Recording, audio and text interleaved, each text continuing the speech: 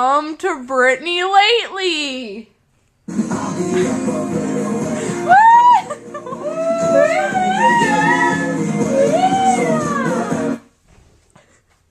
Hello everyone, welcome to Brittney Lately. I'm Brittney. This is my show, Brittney Lately. So, I thought I would lighten the mood by starting off with a joke. What do you call a cow that has jumped over a barbed wire fence? What? Utterly destructed.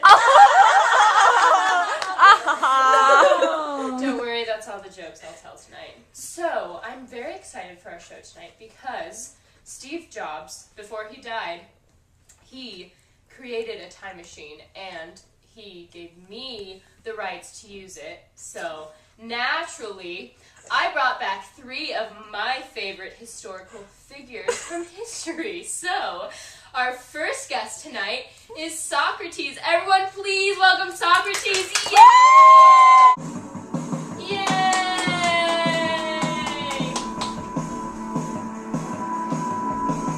Thank you so much for coming, Socrates. It is great to have you on our show today.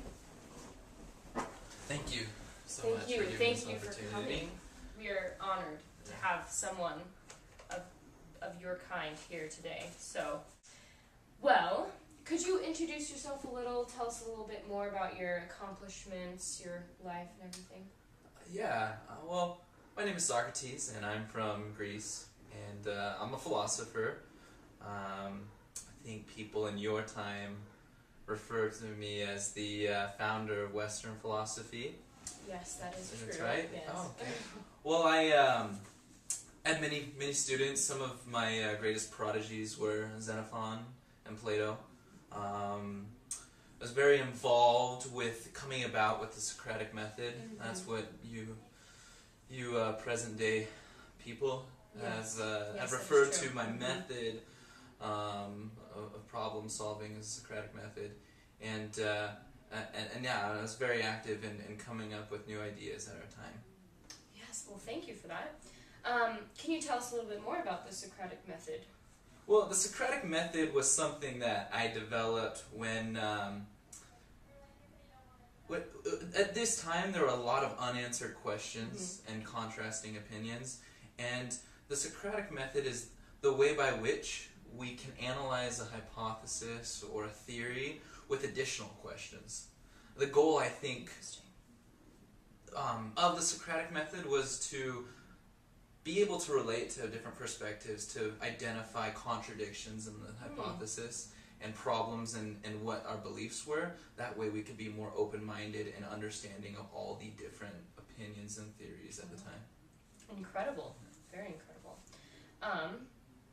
So, if you created such incredible philosophical ideas, why was it that you didn't write anything down? You know, I've just always been a little bit different, I think, and that wasn't something that concerned me. Yeah. Writing things down just wasn't my style. Mm. I was more always occupied with these new ideas, and I had all my students following around, and I just thought that maybe a few of them would record them, and what was more important to me was my own growth and my ability to help others grow. Yeah. And I think you can see that in the pupils that worked with me. Yeah. Very interesting. So, finally, how do you think that you have impacted philosophy and creativity today? That's a difficult question. It is. But thinking about, I think looking at all the changes, and it has had a great impact, would be the development of the Socratic method. Definitely. And mainly what it's led to is rhetorical writing. Mm-hmm. We see in our day a lot of people using rhetoric in their writing, and that was one of the goals of my teachings and of my ideas, was to create that rhetoric and also to spark creativity. Yeah. I think that's what it comes down to, is by asking questions and analyzing our theories and hypotheses, we are able to develop more hypotheses and more ideas. Yes, exactly. And that was a goal, and on what I saw in my students was the spark of creativity in them. Incredible. Well, thank you so much for coming today. We are honored to have someone like You're you welcome. here. So thank you. And we will be right back after a commercial break. Are you a student? Uh-huh. Have you tried to use the Socratic method in various assignments and papers? Oh, yes. Do your teachers question your thoughts and arguments to the point where it's annoying? All the time. Do you have feet? Uh-huh. Well, get your Socrates! These special socks send chemicals to your brain that make using the Socratic method so much easier. No matter the assignment or reason for needing to use the Socratic method, these socks work great.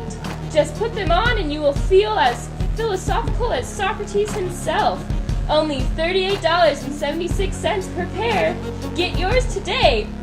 Woohoo! Socks. Socrates! Yeah! Welcome back, everyone.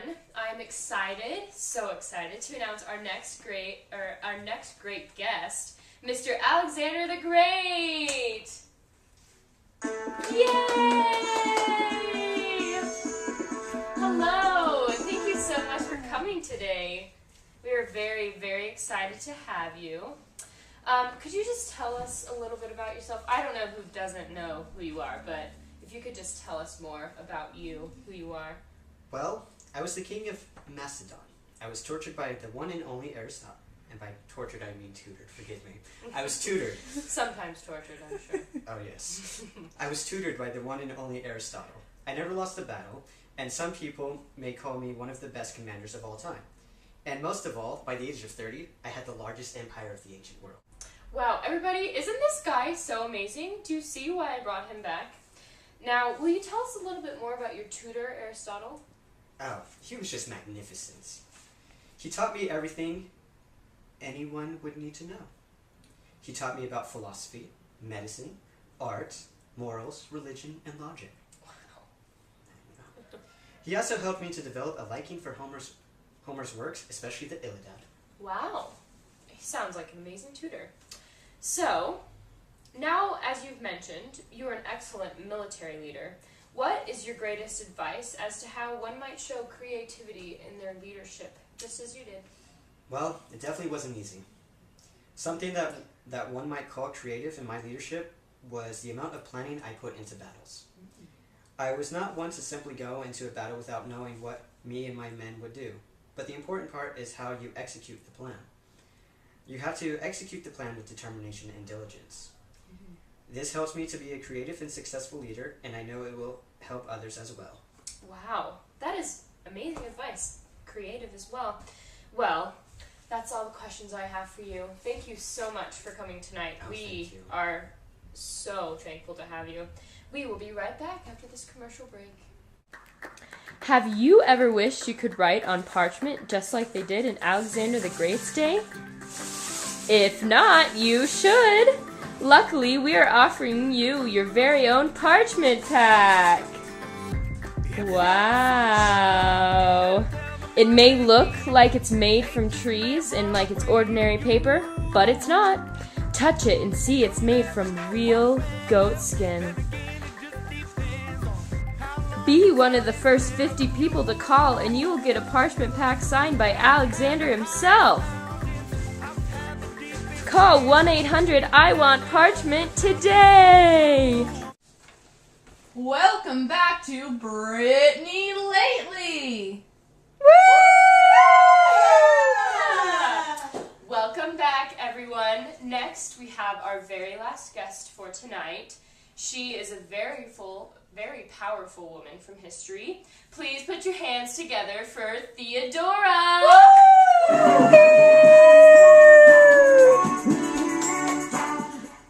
Thank you so much for coming out today. We're very excited to have you. It is an honor to be here. Yes. Okay, so for those who don't know much about you, will you just give us a little brief history about what you've done. Well, I was the Empress of the Roman Empire because I was married to Emperor Justinian I. I won him over with my beauty and wit. He had to marry Empress Euphemia because of some silly law, but when she died, he replaced the law and married me. We ruled over the Roman Empire together. Wow! See why I brought her back from history? She's great, isn't she? Yeah. Okay, so, you had a heavy influence in the Nike revolt. Will you just tell us more about that incident and the influence you had? The revolt resulted because of some silly chariot race that got way too out of hand. There was a blue team and a green team that specifically started the problem. They started rioting through Constantinople. Justinian didn't even know what to do and wanted to give up and flee the city. Men. Be serious. Seriously. I convinced him to stay and stop the revolt. Why should he flee? He planned an attack on the rioters, which involved murdering all the citizens in Hippodrome. Thankfully, this stopped the rioters once and for all. Wow, that story really shows what a powerful and influential woman you are. So one last question I have is, why would some people call you the most influential and powerful woman in the Roman Empire? I'm honored to be given that title, but I would say it's because I worked alongside my husband. I didn't want to be one of those wives who sat around and watched him rule the empire. I wanted to work with him. He treated me as an equal, and together we worked as a team. We ruled that great empire and creatively changed it for the better. I also helped pass laws that gave women more rights, so I guess I was pretty influential. You sure were. Well, and thank you so much for coming on the show today and letting me, take you from history, but it really has been such an honor to have you on today, and you really are such a creative and powerful ruler, so we are so thankful to have you today. But now we will turn to a commercial break.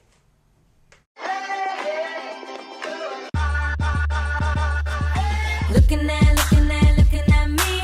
Look at that, look at how they're looking at me. Eyes all sticking like honey on bees. Yeah, look at that, look at how they're looking at me. DC chillin', PG Get your chillin', Nike name revolts Wale, today. They're so lightweight, even if the government My decides to name suddenly Wale. attack you, you'll be able to run away. I'm sure the citizens of Justinian and Theodora's time wish they would have had these shoes. Nike revolts. Nike. Let's talk about the cars y'all got.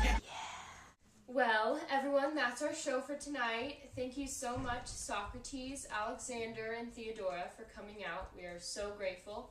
Don't worry, we will return them to their proper time. But see you next time. Bye. Thanks for watching Brittney Lately.